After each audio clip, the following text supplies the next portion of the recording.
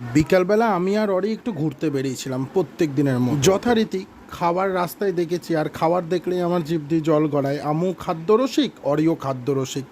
আর দেখলাম সব থেকে বড় কথা, যেটা 5 টাকায় পকোড়া, চিকেন পকোড়া, তার উপর আবার।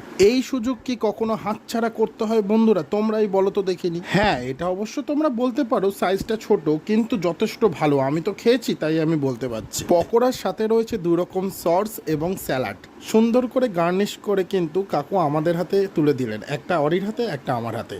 এইবার দেখো বন্ধুরা, রাস্তার ধারে দোকান হলে বসার জায়গা কিন্তু থাকে না। অরিকে তাই বললাম তো একটু হাতে, তারপরে টুক করে তুলে নিয়ে মুখে দিলাম পুরে, কি যে দারুণ লাগছে। আর তারপরে অরিকে বললাম তুইও ট্রাই কর। অরি বলছে না, আমি ক্যামেরা চললে খাবো না, আমার লজ্জা করে। শুধু যে পকোড়াকে হয়ে গেল তা কিন্তু নয়, তারপর দেখছি এখানে মোমো তৈরি করছে বন্ধুরা। ওরে বাবা, মোমো না খেলে আমার ঠিক জমে না। মাত্র 50 টাকায়, তাও আবার 6খানা মোমো। আর সত্যি কথা বলতে মোমোর সাইজগুলো দেখেছো বন্ধুরা? মোমোর সাইজগুলো কিন্তু যথেষ্ট। আর উনি যে শুধু মোমো দিলেন তা কিন্তু নয়, মোমোর সাথে রইল 3 রকমের চাটনি, তার উপরে উনি ছড়িয়ে দিলেন চাট মশলা। এইবার যথারীতি তোমরা তো জানোই, এক হাতে ক্যামেরা থাকলে আর এক হাতে খাবো কি করে। পুরো প্লেটটা ধরে অরির হাতে দিলাম। অরিকে বললাম তুইও এখান থেকে খা, আমিও খাই। অবশ্য যদিও একটি প্লেট নিয়েছিলাম। মোমোটা ছিল সাংঘাতিক গরম আর দারুণ টেস্টি ছিল। আর মোমোর ভেতরে পুরটাও বেশ মোটামুটি ভালো ছিল। তারপরে মোমোটাকে সসের মধ্যে ডুবিয়ে মুখের মধ্যে দিলাম পুরে। আহ, কি দারুণ!